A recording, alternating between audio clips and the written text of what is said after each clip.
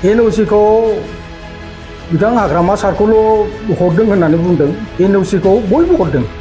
स्टुडिय'आव आं दिदोम बर'। तामुलपुरनि खमरिकाटायाव अल बड' एक्स भलेन्टियार फर्सनि आफादगिरि बान्दु ब्रह्मनि खौरांगिरि मेल। आसाम सोरखारा मोनद' हारिनो ST होनो नागिरनायनि हेंथायै गोख्रों रावजों खौरांगिरि मेल खुंदों अल बड' एक्स भलेन्टियार फर्सआ। आसाम सोरखारा मोनद' हारिनो ST होनो मोना। मोनद' हारिनो ST होयोब्ला थाखानाय STफोरा गोबां खहा जागोन, जायनि थाखाय जों अल बड' एक्स भलेन्टियार फर्सआ गोख्रों हेंथा खालामनो होननानै गोख्रों रावजों खौरांगिरि मेल खुंदों अल बड' एक्स भलेन्टियार फर्सनि आफादगिरि बान्दु ब्रह्मआ। NOC खौ बिथां हाग्रामा सारखौल' हरदों होननानै बुंदों। NOC खौ बयबो हरदों। बिथां रोनगोरा साराबो सिगां एबसुआव थानाय समाव 2006 ना 8मोन आं बेखौ बारा गोसोआव गैला। एबसुनि दुलाराय बर' फरायसा आफादनि आफादगिरि जानाय समाव बिथाङाबो माने थाखानाय ट्राइबेलफोरा जेबो खहा जायाबा गुबुननो ट्राइबेल होनायाव जोंहा आपत्ति गैया होननानै बुंखादोंमोन। बेनिफ्राय बिथां प्रमद बर' साराबो बुंदों, UG ब्रह्म साराबो बुंदों। गतिके जोंनि लिडारफ्रा गासिबो बे खोथाखौ बुंदों। आरो दा जोंहा जिथु BTC आव मोननै रिजनेल पार्टी दं। बे मोननै रिजनेल पार्टीनिफ्राय MLA, MP, केबिनेट मन्त्रि दंजोबो। बिथांमोना खौसे जालायनानै बे जिनिसखौ आसाम एसेम्ब्लियावनो प्रटेस्ट खालामनो हायोमोन। दा बाहाय सोरबा मोनसेल' हानजा बा माबाखौ लालायनानै बुंनाया थिग जाया। हाग्रामा साराबो हरदों, प्रमद साराबो हरदों, UG साराबो हरदों, बयबो हरदों। बेखौ बयबो मिथिखागौ आरोखि। दा बेखौ जों गुरै खावलायो, पलिटिकेलाइज खालामलायालासिनो, पलिटिक्सनि माबाफोरखौ लाबोलायालासिनो गावजों गाव मोनसे अनलायनानै जोङो बे BTC खौ इसिबां खस्थ'यै इसिबां हाजार हाजार मानसि लाख लाख कौटि कौटि धन सम्पति धंस जानायनि उनाव माने सोरजिनाय बे BTC खौ जों आदोरै लाखिनांगौ। आरो इउनिभारसिटियाव जायफोर फरायनाय गथ'फोर बिथांमोनानो बै माने जोंनि BTC खौ साजायनांगोन, बिथांमोनानो लाखिनांगोन, मोजाङै मोजां साजायनानै बिथांमोनानो बेयाव सालायनांगोन, बिथांमोनानो बेयाव साख्रि मावनांगोन, बिथांमोनानो जोंनि BTC खौ सालायनांगोन। सोमावसारनायाथ' जोंबोथ' सोमावसारग्रा, जोंबो आन्दलनजों उन्दैनिफ्रायनो जाबोनाय। सोरनि सोमावसारनायनि पलिसिया माबायदि बेफोरो गावबागाव मोनसे आइडिय'लजि थायो। बे हिसाबैसो भाइलेन्स नन भाइलेन्स, दा जोङो बड'लेण्ड बिदों, जों नन भाइलेन्स हिसाबै बिदों। बिथांमोनाबो नो डाउट बिथांमोनाबो नन भाइलेन्स हिसाबै मोनसे पिसफुलि रेलि खालामदोंमोन। आनफर्चुनेटलि बे जाथाया जाबाय, जानो नाङामोन, दुखुनांथाव।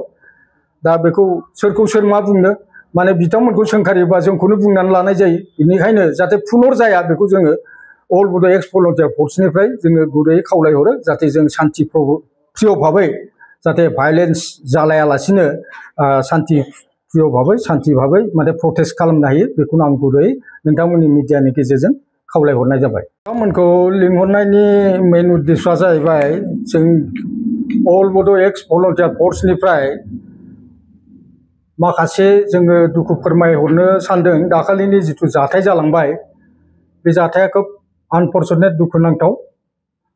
जाहाथे पुनर बेबायदि जाया बेखौ जों बयनिसिमबो धरना होग्रा साफ्रोमबो फरायसा फरायसुलि बा रायजो राजानिसिम गुरैयै खावलायहरग्रोनाय जाबाय। जाय हक, जिथु समस्याखौ लानानै दा गुलाय गुजाय बायदि एसे नुनो मोनदों। बे समस्याफ्रा जाहैबाय, जोंबो जिथु 6 जनगोष्ठी, बे 6 जनगोष्ठीनि ST होनायनि सायाव जोंबो बिर'धिता खालामो। आरो बेखौ जोङो दाख्लै CC2नि जिथु सनापुराव 9 नभेम्बराव रेलि जादोंमोन, बे रेलियाव जों अल बड' एक्स भलेन्टियार फर्सनिफ्रायबो माखासे गोबां मानसि थांनानै बाहाय बाहागो लाहैदोंमोन। आंबो दंमोन। जाय हक, जोङो 6 जनगोष्ठीखौ ST होनायनि सायाव जों अल बड' एक्स भलेन्टियार फर्सआ गोख्रोङैनो जोङो बादा होयो।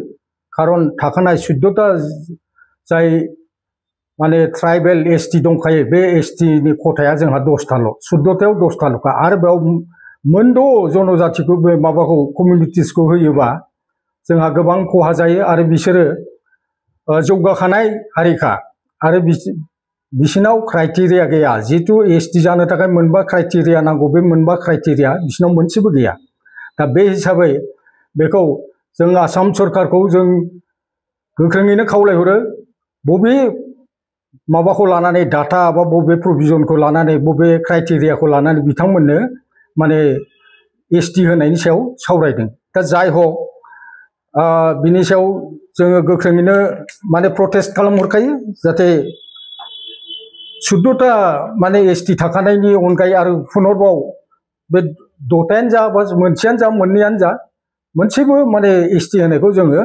साबजाखाया माने प्रभिजना जियानो जाया मानो जों बेखौ साबजा जों गोख्रोङै बिनि सायाव माने प्रटेस्ट होखायो आरोखि दा जाय हक बेखौ लानानै दाख्लै मोनसे आनफर्चुनेटलि माने बिराद दुखुनांथाव जाथाय जादों 29 सनिबार खालि जे बड'लेण्ड हायुङारि जितु माने एसेम्बलि बे एसेम्बलियाव माखासे माने गोबाङानो धरना होग्रा ट्राइबेल माहारिनि मानसिफ्रानो थांनानै एसे बुख्रुब खालामनाय जादों बेखौ जोङो गोख्रोङैनो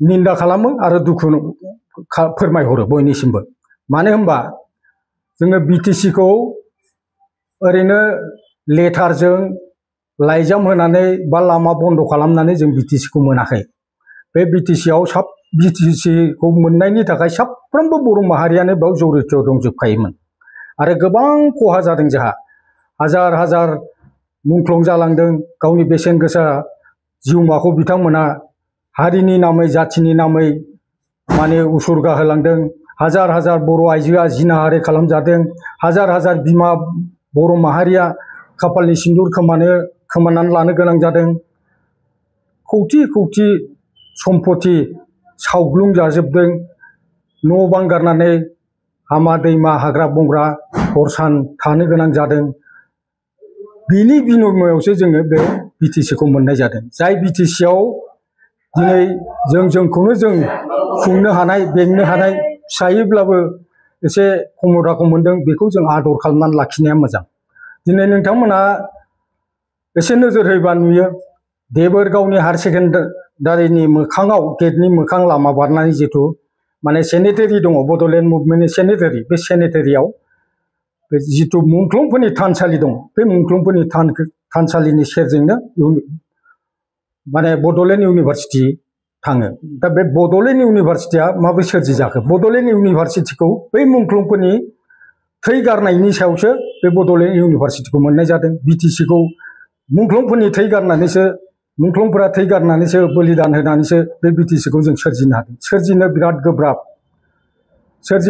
गोब्राब बेखौ फोजोबनोबा दान्दिसे समल' नांगौ बेनिखायनो जों गुरै भलन्टियार फर्सनिफ्राय खावलायहरनाय जायो जाहाथे पुनर माब्लाबाबो बेबायदि माने दुखुनांथाव जाथाय जाया बयबो माने धरना होग्रा बिथांमोननिसिम जों खावलायहरो जोंबो प्रटेस्ट खालामो जे रावनोबो 6 जन गोष्ठियानो जा सासेयानो जा मोनसे हारियानो जा जाहाथे जोंनि 14टा माने ट्राइबेल माहारिनि अनगायै जाहाथे पुनर गुबुनै माने सोरखौबाबो माने माबा होआ एसटी होआ बेखौ जों सरकारनिसिम गोख्रोङै जोङो प्रटेस्ट खालामहरो मोनसे कमिटि दानानै होदों बे कमिटिनि मोनसे प्रतिवेदन होनो बे प्रतिवेदनखौथ' जों नुवाखै बाहायबा मा लिरनाय दङ जायखिया ओरैनो चिफ मिनिस्टार बिथाङा बुंदों जे ट्राइबेल संघजों रायज्लायनानैसो बे जिनिसखौ प्रतिवेदनखौ होनाय जादों होनदों जा हक होबाबो जों बेखौ मानिनो हाया आरो जोङो बेखौ जोंहा माने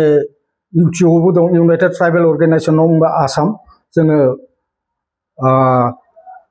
हाइकर्टआव थांगोन हाइकर्टनिफ्राय जों सुप्रिम कर्टआव थांगोन आरो जोङो आरजिआइ जितु बे आरजिआइनि सायावबो जोङो केस होनायनि सिन्था खालामदों जाय माने रेजिस्ट्रेसन जेनेरेल अफ इन्डिया बिथांमोनाबो जुदि माइन'था होयोबा जों निस्सय केस खालामनांगोन केस गेलेनांगोन बेखिनियानो बेनिखायनो आं दिनैनि बे नोंथांमोननि बे मिडियानि साजों बयखौबो शान्ति भाबै जाहाथे गुलाय गुजाय जाया मिडिया बिथांमोनाबो जानला मोनला जाहाथे माने नंनाय नङै जानला मोनला जाहाथे फोसावा बेनि थाखाय आं बयनिसिमबो गुरै खावलायहरनानै नोंथांमोननि मिडियाखौ आं साबायखर होनायजों लोगोसे आंनि प्रेस मिटखौ एसेयावनो फोजोबनाय जाबाय जय बड'लेण्डनि गोजोन्थों।